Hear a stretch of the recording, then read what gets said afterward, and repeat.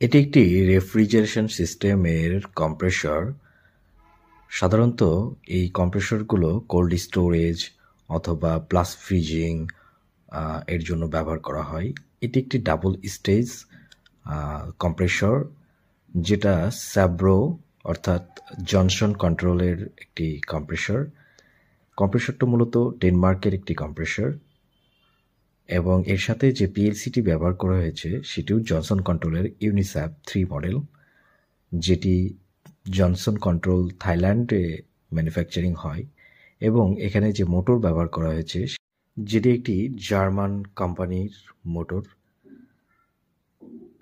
এই মোটরটির size 132 kilowatt এবং পুরো কম্প্রেসরের এফিসিয়েন্সি 120 কুলিং কিলোওয়াট।